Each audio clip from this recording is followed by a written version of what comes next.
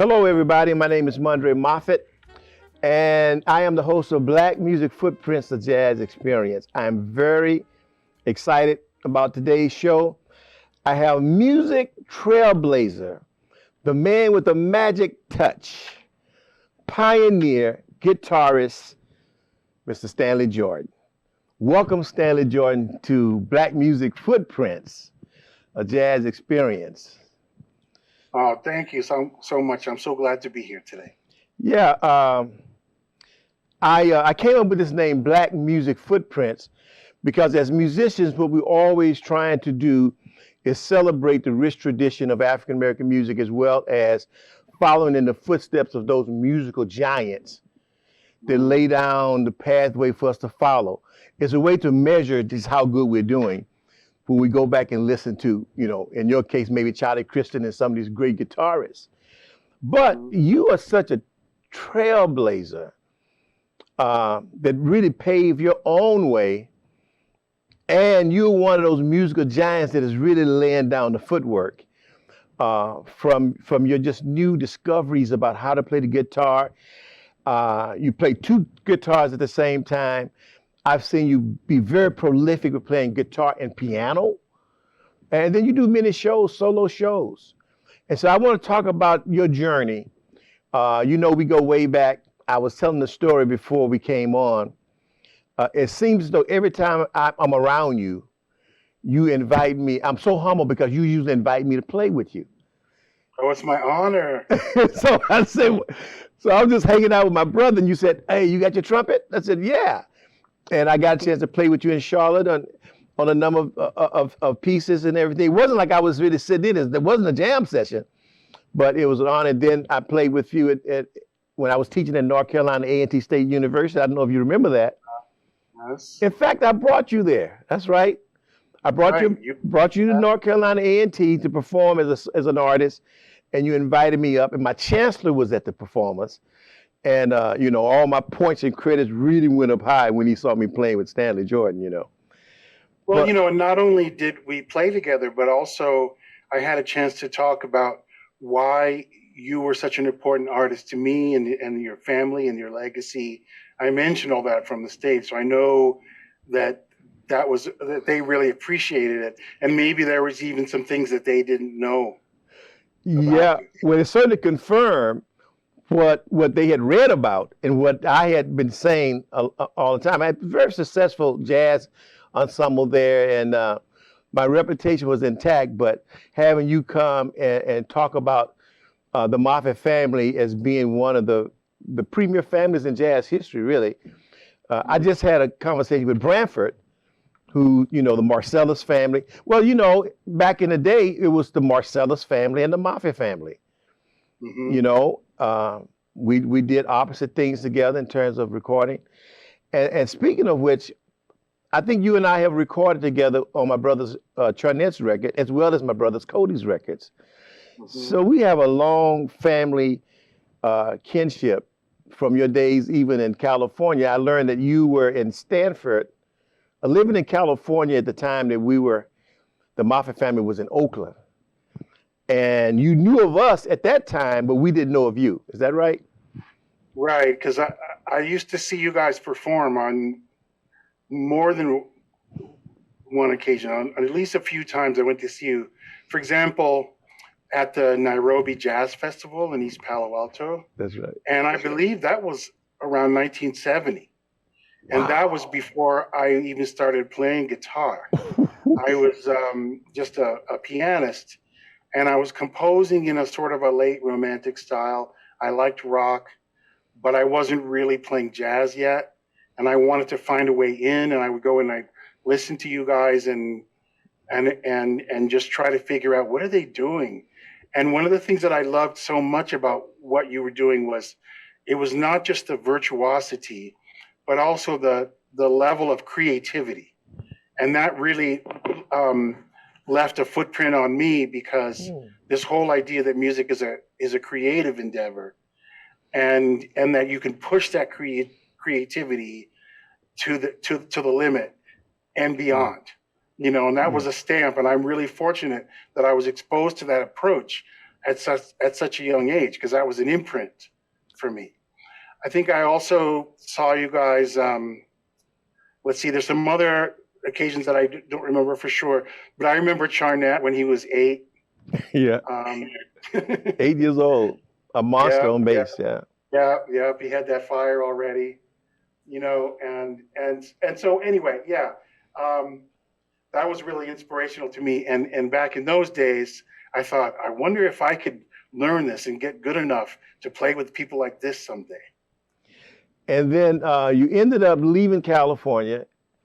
The Moffett family relocated in New York. You went to Princeton. I'm really fast forward the narratives of your journey. Of course, you're born in Chicago, right? Mm-hmm. Ended up in California.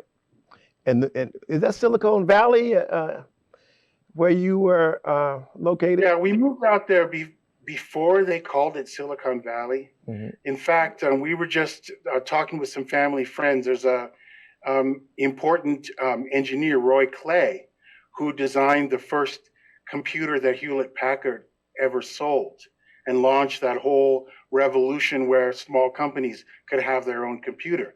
And a lot of people regard that as the beginning of the Silicon Valley revolution. Certainly there were things going on in the tech industry before that, but that's when it really started to catch on beyond that region. And the reason I bring this up is because my father, David Jordan, was the personnel manager at Hewlett-Packard, and he's the one who hired Roy Clay to that job. I didn't know So we have a family legacy from the tech industry, and what I've tried to do is sort of take my interest in science and the sort of humane and creative uses of technology, and applying that to the arts to do things that maybe could expand what's available, the tools available to us musicians. Yeah, and you started this. You majored in some type of computer science at Princeton. Well, I majored in music, but I also studied related computer topics, particularly computer music. And this was something that was new at the time. This was before MIDI. They had a system there that didn't have a keyboard. Everything was done by programming. So by today's standards, it was definitely not easy to use. However, the thing that was so awesome about it for me is, as a budding composer, it was so exciting because for the first time in human history, we had an instrument that could make any possible sound. It was just mind-blowing. Yeah. And you ended up signing with Blue Note when it was trying to revive itself.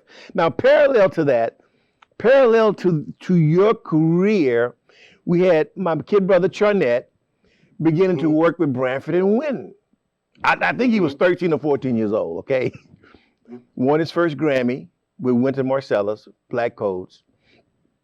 And Charnett said, man, I'm really trying to work with this musical genius. His name is Stanley Jordan, He was transitioning, because he was, Charnett has always been the pioneer himself, from Wynton and Branford to working with you. And so Wynton is signed with Columbia, and then you signed with Blue Note, and this record came out. I have a funny story about that too. Okay, so in between all of that, I had been living in Wisconsin, in Madison, Wisconsin, and Wynton came to play. Charnett wasn't in the band. I think maybe Charles Fambro was on bass at the time. Phil Boulder. Anyway,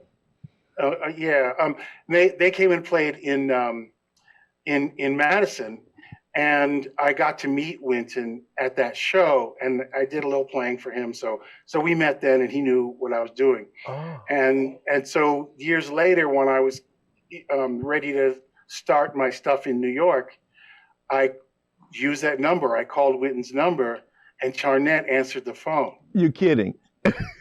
Yeah, because he was staying at Wynton's. That's right. Charnett was actually living with Wynton Branford by that time. Right, but he was out of town at the time, and Charnett answered the phone, and then he figured out that who I was, and of course I knew who he was.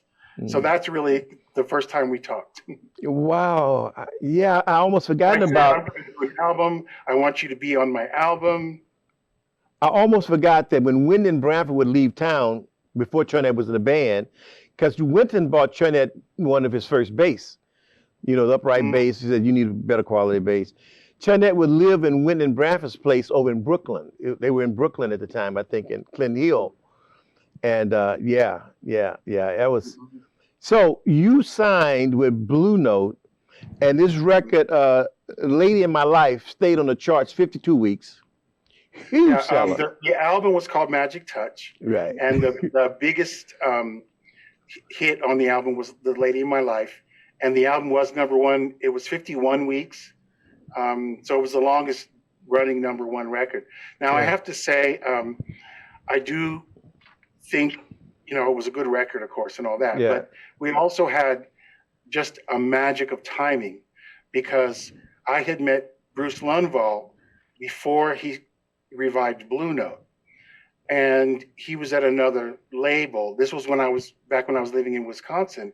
He was at another label, and he was interested in signing me, but I wasn't ready.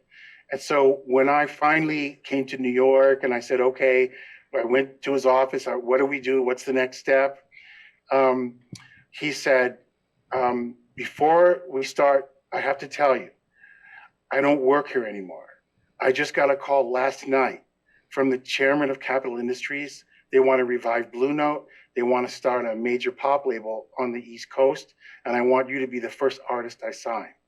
So I just happened to come that day that,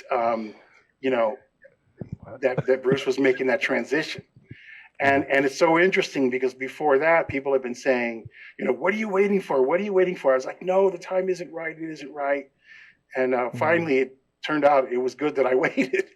And so I was the first artist. And so we had not only the whole promotion staff for Blue Note, but also Manhattan EMI, the pop label, their promotion staff as well. They were both working the same record, and it was the first record they had.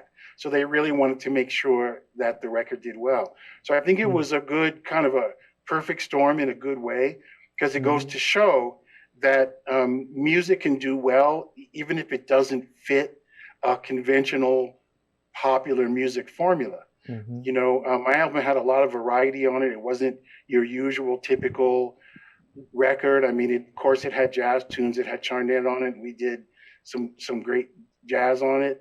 Yeah. It also had a song by Jimi Hendrix. It had, The Lady in My Life, the Rod Temperton, Michael Jackson song. So that concept of an album that kind of bridges the gaps was unusual at the time, but it just goes to show, anything can be popular if the industry decides that they want to promote it. And that's a big lesson for me, because, people always tell you, you have to conform in order to have success. You have to conform musically. And I fought against that my whole career, and so I'm glad that I kind of stuck to my vision. Yeah, you've been able to maintain a career doing solo concerts all over the world. I mean, that is well. First of all, you play so many instruments simultaneously that allows you to do that, I guess. My brother Charnett tried that for a while with bass and all of his things that he does with the bass, more than likely inspired by you. But have you? Sorry about that too. Yeah, and the many trio concerts and. Are you doing a lot of solo work? Yeah, I'm still doing my solo shows. I also do trio shows. We have something coming up next April in New York, and it's going to be a combination of my trio for the first set, and then for the second set, I'm doing this new project called Stanley Plays Jimmy, and it's a tribute to Jimi Hendrix, and it's different from the sort of conventional Hendrix tribute, because I imagine that Jimmy is still with us today. And it's my fantasy of what Jimmy would be doing if he were still playing today. So I approach the show as an actor as well as a musician. And I really try to create in every possible way as best I can a Jimi Hendrix concert of today. It's a wonderful project. I just absolutely love this project. So we're doing my jazz trio and the Hendrix show in mid-April in New York. All in the same night. I mean, Yeah, two different shows. Two different shows, but first time we're combining it though in the same night, so people could come and actually come to both shows. Wow, that's going to be phenomenal. That's in April? Yeah, it's like around the 22nd or so. Yeah, I'm gonna look out for that. That's a reason for me to fly back to New York, and probably in Times Square someplace, I guess. Yes. Yeah, that would be a great date.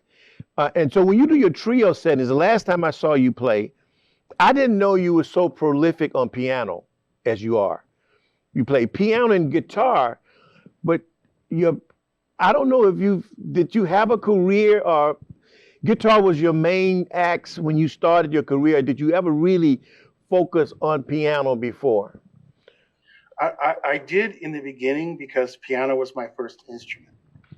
And so like when I first saw you guys, I was a pianist. Okay. And then when I started getting into jazz, that was after I played guitar. So I started playing guitar when I was 11. And there was a time in my life when I didn't have access to a piano, and I started guitar, and I absolutely loved it. And I knew that guitar was my main instrument, but I still missed some of the possibilities of the piano, some of the textural possibilities. So I started experimenting with the guitar to bring some of that to the guitar, and that was the genesis of my whole touch technique on the guitar. And so that definitely was very useful for me to work out how to do that. But there were still some things that I missed about the piano. So I started going back and redeveloping the piano. I have to say, guitar is still really my instrument. And so I have a lot more training and a lot more knowledge on the guitar. But in another way, that's kind of good in a certain way, because with piano, I don't have so many patterns and things I can rely on. And so I have just sort of a natural affinity with the instrument. And so I rely on that more, and it's sort of more instinctive, whereas my guitar is sort of more polished and kind of more, edumacated, if I could use such a word. I get both. And when I approach the two instruments, I don't think of them as two different instruments. I think of them as a single instrument with just a variety of colors that I can blend. Just like, for example, if someone were playing an organ and they have different keyboards, Yeah. and they put different sounds on different keyboards and stuff, it's the same. That's how I think of it. It's same one concept with the pedals and everything that's there. I read where, and I didn't know this until this week, that you actually tune the guitar differently. You tune it in fourths. Oh yeah. From E up, all the way up. You don't go to the G and the B and the E, but you tune it in fourths all the way up. I said, that's interesting. I'd never known anybody tune the guitar that way. That allows you to get to some things that you normally wouldn't get to. How did you come out to just actually, that's what I mean by musical pioneer, to actually create a new way, the tuning of the guitar to begin with?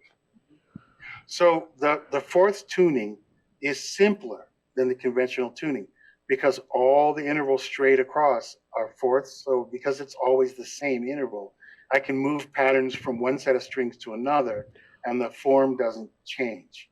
So it drastically reduces the number of shapes I have to learn in order to make the same sounds, basically. And it's not just a question of efficiency. Like yes, maybe for the same amount of practice time, I can digest more material. Yes, that's true. But there's also another benefit, and I think you can relate to this as a creative improviser. When you're on the spot and you're essentially improvisation is composition, right? It's just real-time composition. And so because it's in the moment, you don't have unlimited time to think up what you're going to play.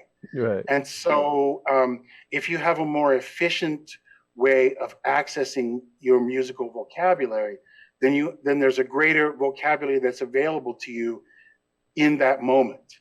And so it also helps me as an improviser in the moment. Yeah, I was reflecting also on, I often say when I think about, we come from the lineage with Ornette Coleman and his freedom. He's way outside the lines, but yet he's so logical. And the thing about Ornette Coleman's music, he's one of the only artists that so prolific, but never really played anybody else's music. I think in his whole career, he may have recorded. I remember him recording "Embraceable You," but it's less than I don't know of any other. It's definitely less than a handful of standards that he's ever recorded. Yet he emerged with his own voice. It's like the rubric for a great jazz musician to define a jazz musician had been or has been one who plays the history of the music, the repertoire, and the vocabulary. Ornette, first of all, defied all that. He didn't do that. Although when he was a kid, he played like Louis Jordan, and he played all those. He played Charlie Parker as teenagers, along with my dad and everybody in Fort Worth, Texas. You have also recorded a lot of the great legacy, the great repertoire of jazz. I see in your 2015, I think, recording, you did Giant Steps. I said, whoa, I didn't realize that Stanley has dealt with this, which is kind of technically supposed to be one of the most difficult pieces in jazz history, right? But you have also played a lot of standards and have taken your rightful place in the lineage and the history of this great music. So on one hand, I want to congratulate you for being able to, be a part of the tradition, but yet way outside the tradition in terms of your ideas and the way you've pioneered in this music with your conceptions and spreading out and doing the Jimi Hendrix concepts and just your vision for the music, man. I'm really just so proud to have been peeping in on you all these years and seeing your development. Yeah, and that's an interesting point about Ornette Coleman, and I hadn't really thought about that. But yeah, he really didn't do a lot of standards, did he? No. And another thing too is just his, I don't know just his aura and his vibe and just the feeling of his music. I think that a lot of the music that goes in the sort of the avant-garde category has a kind of a serious quality to it and a certain intensity, whereas Ornette's music has a kind of a lightness of being about it. And that's kind of refreshing. And the stuff that he did with your dad and stuff, who would do that without a pianist playing the chords? Or, you know what I mean? It's just the concept of just the openness of that. Yeah. And just his sound, his tone. It's sort of like there's like a childlike quality to it. And I don't mean that in a bad way. I don't mean like childish. I mean like childlike. There's an innocence, and yet it's groundbreaking. I mean, I've been right there with him as he explained to me his harmonic concept, and it went over my head. It's like and I'm somebody who's been a music theory buff going way, way back. I know my theory, but the harmonic is not conventional music theory. It's a different way of thinking, and it's not something that you can wrap your normal rational brain around. Although a lot of the stuff that he would play was definitely stuff that, if you were to analyze it, it's very fascinating to analyze. But the analysis doesn't fully explain what it is that he did. And I think a lot of it really was just the idea of loosening the constraints and letting go of the kind of rigid, sort of getting out of the matrix, and just really, like I remember he was talking about different musicians, and he said there's mainly two kinds of musicians. There's players and improvisers. And the way that he defined it, he didn't say which one he was, but I would have thought that he would have called himself more of a player, in the sense that the player is the one who's just really just sort of tapping into pure creativity, whereas the improviser is more like playing from the structure. Yeah. And there's not one that's better than the other. I think that we're at a time right now in which jazz has the aesthetic, the sort of the industry, what's promoted in jazz is very much about the structure. And I mean, I love that. I'm very much a musical structure geek. I've got stuff that I put online that I've got, for example, I have a website that's got almost 600,000 pages of guitar chords. So, I'm into structure, okay? Yeah. But all the math and all the structure, it can't explain what the heart knows when there's a sound and you just know that that's the right sound and you go for that sound. There's no math that can explain that. Yeah, Branford Marsalis, I was speaking with him, and he said something very similar about all the theory, all the things that you mentioned. He said, but it's the feeling of the music. But he mentioned sound. I asked him actually, what's important? Is there's a difference, some dichotomy between sound and vocabulary? I think that's the same dichotomy, basically. Yeah. But he was like, he studied Sonny Rollins and many others to not try to create the vocabulary and what they were playing, but the sound is what he was trying to get to. And it's that sound that creates the emotion. It's that sound that touches the hearts of others. And you have that sound. I can hear your guitar, and immediately at Stanley, you have an identity with the sound of the instrument. And so that's what we, in my mind, that's what we all should be searching for. You've been able to find that, and it's no shame if it takes you a lifetime to find it. But you have been able to find that I think relatively at a very young age, because you've been Stanley Jordan a long time, in terms of your identity. So my dad was really big on that, and he and Arnett studied together. So that was the whole thing. Musicians, the first thing they say to you, "Oh man, you sound good." That's you sound good. You sound. I'm telling you that if it sounds good, it is good. Yeah. That's the thing, the sound of it all. And I know we're out of time, and I can talk to you forever. I know that I'll be interested in hearing some of your thoughts about your music therapy. I know you have experienced the power of music from a therapeutic standpoint, and I know you've studied and you're serious about that. I would really be interested in my audience hearing just a snippet about that. We're out of time, but how is that going? What is maybe one of the most profound things that you've learned about music and music therapy, in the last several years? Every aspect of health and healing can be helped with music, one way or another. Music can help other healing modalities. Music can also be a primary healing modality.